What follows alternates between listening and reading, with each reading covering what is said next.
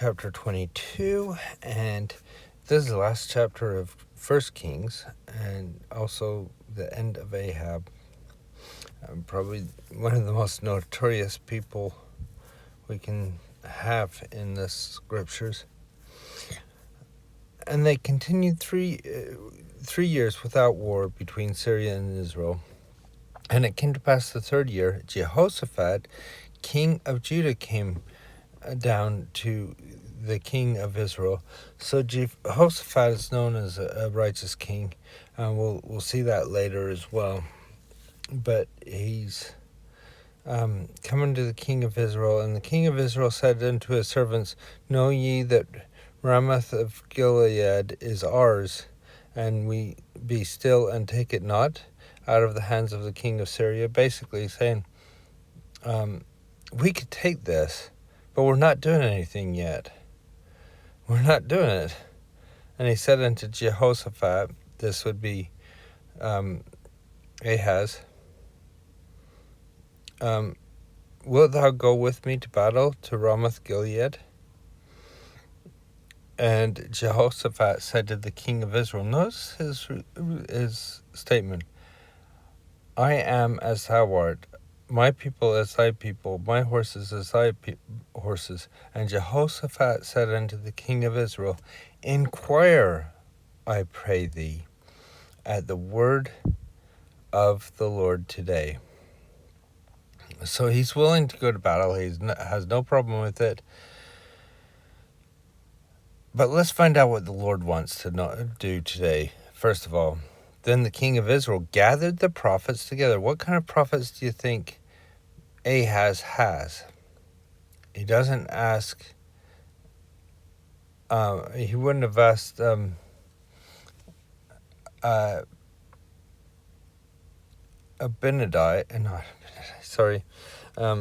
Isaiah or Elisha. But look what he does ask. He says, about 400 men. So 400 people who seem to be priests or whatever, prophets. As you see, their idea of prophet is a little bit different. I don't know if it's different. It's just, a prophet isn't just always one person that leads the charge. The reason why we see a prophet as one person a lot of times, first of all, we see the head of the church as a prophet. But we also see in the scriptures, like Isaiah, where he feels like he's just alone. He's the only person that can do this. So it's a little bit different. And you got to remember that in your head. But these are people who apparently prophesy, can tell the future and things.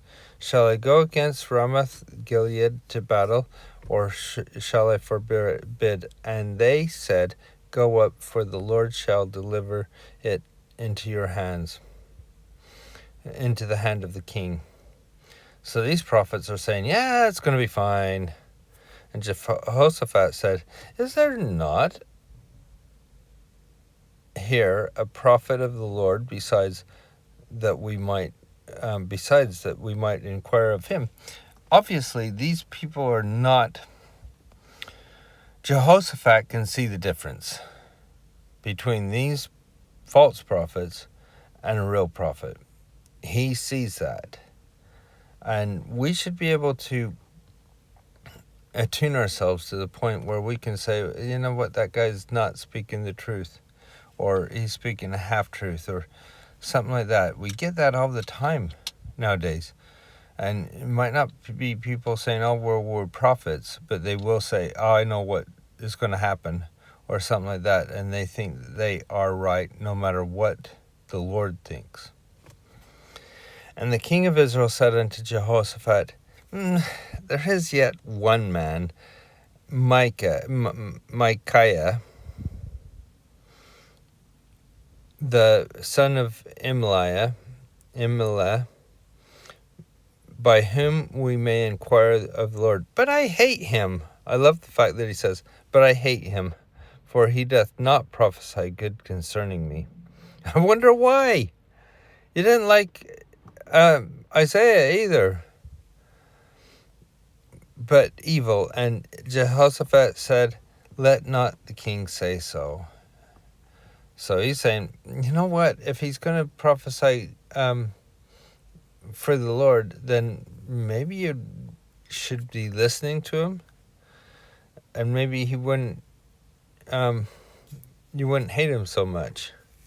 Then the king of Israel called an officer and said, hasten hither, Micaiah, the son of Imlah. And the king of Israel and Jehoshaphat, the king of Judah, sat each on his throne, having put their robes on in the void place. And it says the threshing floor, which I think is interesting. I think it's because then a bigger crowd can come or something like that. In the entrance of the gate of Samaria, and all the prophets prophesied before them. So all of those, 400 or something like that. Zedekiah, the son of Chena, made his horns of iron and said, thus saith the Lord, with these shalt thou push the Syrians until they have consumed them. So one of the prophets, I don't think it's the same Zedekiah, because anyway,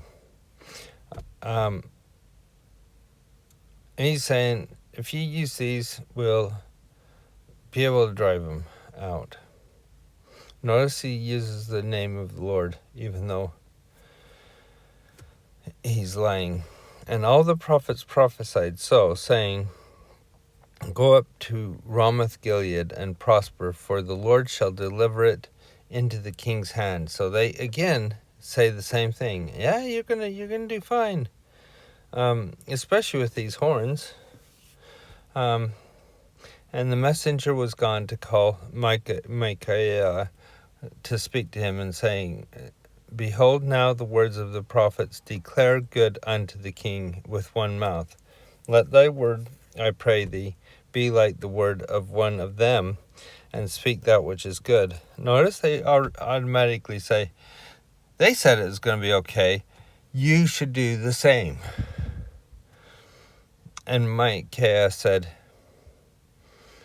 as the Lord liveth, that what the Lord saith unto me, I will speak. So he came to the king, and the king said unto Micaiah, shall we go against Ramoth Gilead to battle, or shall we forbear? I had to read this quite a few times, but he answered him, go and prosper, for the Lord shall deliver it into the hand of the king. To me, I think he's being facetious. Can't say it now. I think he's just saying it really sarcastically, because of the reply of the king here. And the king said unto him, how many times shall I adjure thee that thou tell me nothing but that which is true, in the name of the Lord? So he knows he's being sarcastic, and he's saying, just speak the truth. And he said, I saw Israel scattered upon the hills as sheep, and that have not shepherd. So remember that. That's one of the things that would happen. And the Lord said, these have no master. Let them return every man to his house in peace. So that's a prophecy that we'll see in the next chapter. The king of Israel said unto Jehoshaphat, did I not tell thee that he would prophesy no good concerning me, but evil? See? It's like, forehead slap. Yes, but you're not doing what the Lord wants you to do, so why would he prophesy otherwise?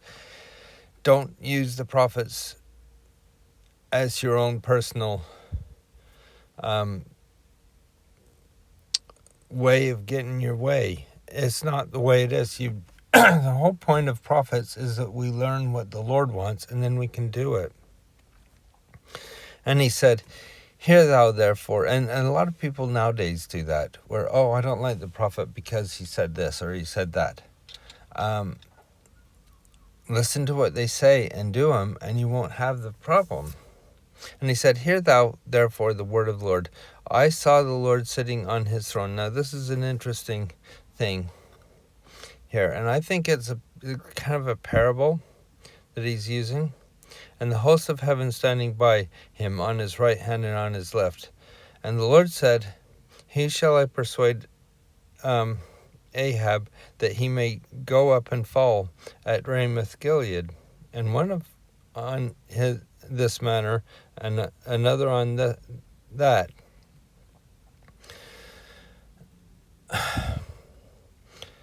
So I don't think the Lord's causing this, but he's kind of using this as the prophet, kind of a story saying, well,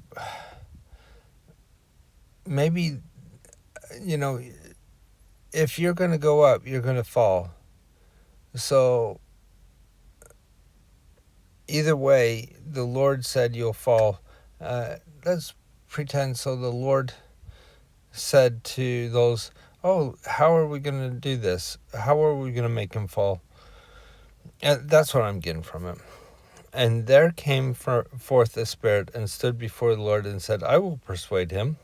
And the Lord said unto him, wherewith? And he said, I will go, and I will be a lying spirit in the mouth of all his prophets. And he said, thou shalt persuade him and prevail. Go forth and do so. He's basically saying, well, you've got these prophets. They've got to be listening to something. They must be listening to the lying spirit. And they're saying in the name of the Lord. So did the Lord send the lying spirit? That's how I'm reading it.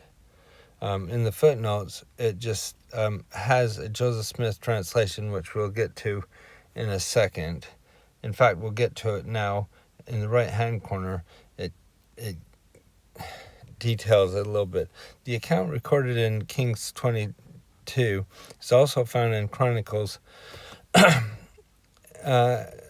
Chronicles 18. The Joseph Smith translation for 2 Chronicles clarifies that the Lord found a lying spirit among Ahab's prophets rather than put a lying spirit in them.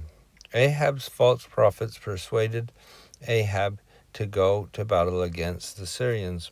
Despite Micah's prophecy that Israel would be defeated, Ahab would die in battle. Ahab went into the battle in disguise, but was still killed. Spoiler. So finding a lying spirit is a little bit different, and he's just basically saying these prophets are lying. They're telling you something. And now therefore, behold, the Lord hath found a lying spirit in the mouth of all these thy prophets, and the Lord hath spoken evil concerning thee. So he's saying, one of us is right. If I do that, I'm just as bad as them. I'm not going to lie. You're going to die, and Israel's going to lose.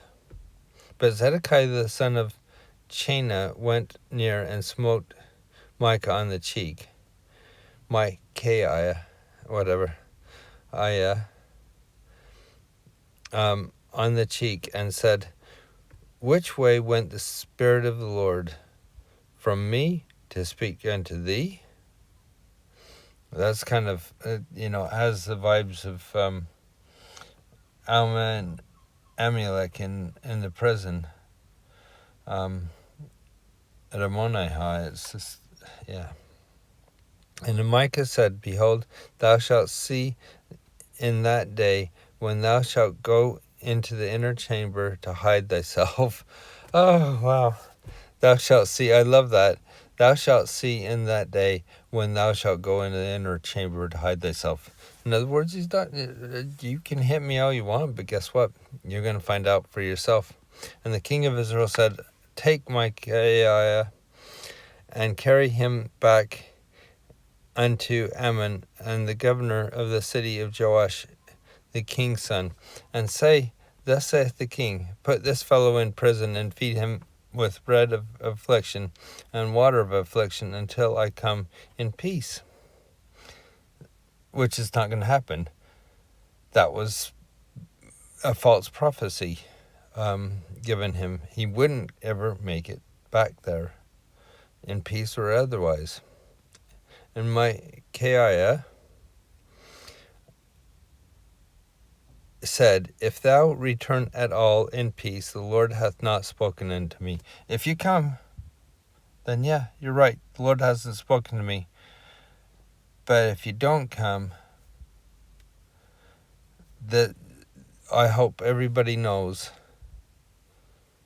what I prophesied. And he said, Hearken, O people, every one of you. In other words, listen to the Lord. So the king of Israel and Jehoshaphat, the king of Judah, went up to Ramoth Gilead. And the king of Israel said unto Jehoshaphat, I will disguise myself and enter into the battle, but put thou on thy robes. And the king of Israel disguised himself and went into battle. And the king of Syria commanded his 32 captains that ruled over his chariots, saying, Fight neither with small nor great, save only the king of Israel. They're out to get him, and he's saying, I'm going to hide, which is probably smart, but not smart enough, because the smart thing would have been to listen to the prophet. And it came to pass that the captains of the chariots saw Jehoshaphat, and they said, Surely this is the king of Israel. And they turned aside to fight against him. And Jehoshaphat cried out, and it came to pass when the captains of the chariots perceived that it was not the king of Israel, they turned back from pursuing him. And certain men drew a bow at a venture, kind of just meaning taking a shot, That's the enemy, just shoot into him, maybe we'll get something. And smote the king of Israel between the joints of the harness. So that's between the breastplate, I think, and if we look in the footnotes, it gives you good, between the armor and the breastplate. So it got him right where he could have been vulnerable. Just a shot in the dark, and it just hit him. The joints of the harness. Wherefore said he unto the driver of his chariot, Turn thy hand and carry me out of the host, for I am wounded. And the battle increased that day, and the king was stayed up. He was propped up, interesting, in his chariot. Kind of like saying, look, the king's still here against the Syrians, and died that at even. And the blood ran out of the wound into the midst of the chariot. And there went a proclamation throughout the host about the going down of the sun, saying, Every man to a city, every man to his own country. So the king died and was brought to Samaria, and they buried the king in Samaria. And one washed the chariot in a pool. I wanted to point that out. Every man to a city and every man to his own country. Remember that is that prophecy that they would be scattered. So the king died and was brought to Samaria, and they buried the king in Samaria. And they washed the chariot in the pool of Samaria, and the dogs licked up his blood. There's the other prophecy. And they washed his armor according unto the word of the Lord, which he spake. So the prophecy came true. And Ahab wouldn't listen to it because, see, he's speaking bad about me. Well, you didn't live righteously, so what do you expect? Now, the rest of Ahab and all the acts of Ahab and all that he did, and the ivory house which he made, and all the houses he built, are they not written in the book of the Chronicles of the Kings of Israel? So Ahab slept with his fathers, and Uzziah his son reigned in his stead. Now just a little bit about Jehoshaphat. And Jehoshaphat the son of Asa began to reign in Judah in the 4th year of Ahab the king of Israel. And Jehoshaphat was 35 years old when he began his reign, and he reigned 25 years in Jerusalem. And his mother's name was Asbah, the daughter of Shilai. And he walked in all the ways of Asa his father. He turned not aside from doing that which was right in the eyes of the Lord. Nevertheless, the high places were not taken away, for the people offered burnt incense yet in the high places. So he's living righteously, but a lot of the people aren't. And he's kind of listened to the people and let them do what they want to do. He's still living righteously, but it affects everybody when people are not doing what's righteous. And Jehoshaphat made peace with the king of Israel. Now the rest of the acts of Jehoshaphat and his might that he showed, and how he warred, are they not written in the book of the Chronicles of the Kings of Judah? And the remnant of the Sodomites, which is male prostitutes, which remained in the days of his father Asa, he took out of the land. And there was no king in Edom. A deputy was a king. And Jehoshaphat made ships of Tarshish to go to Ophir for gold, but went not, for the ships were broken at Geber.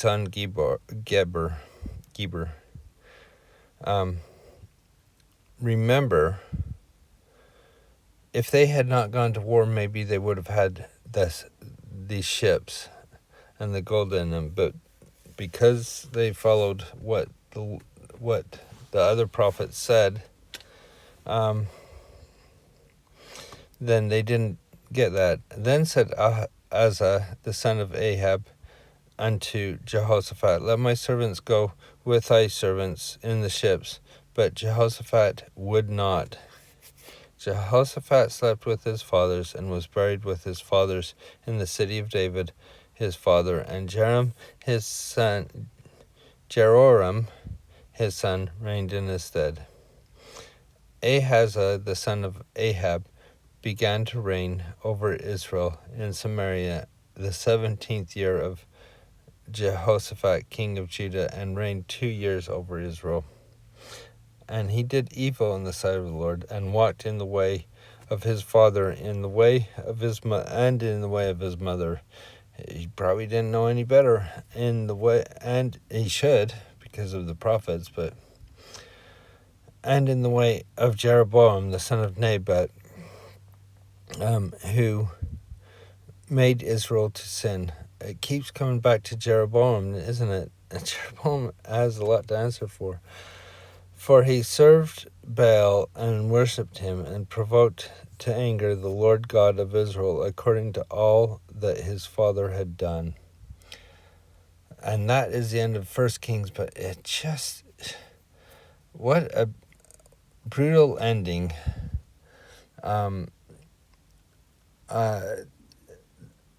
Ahaz just would not listen at all to anybody.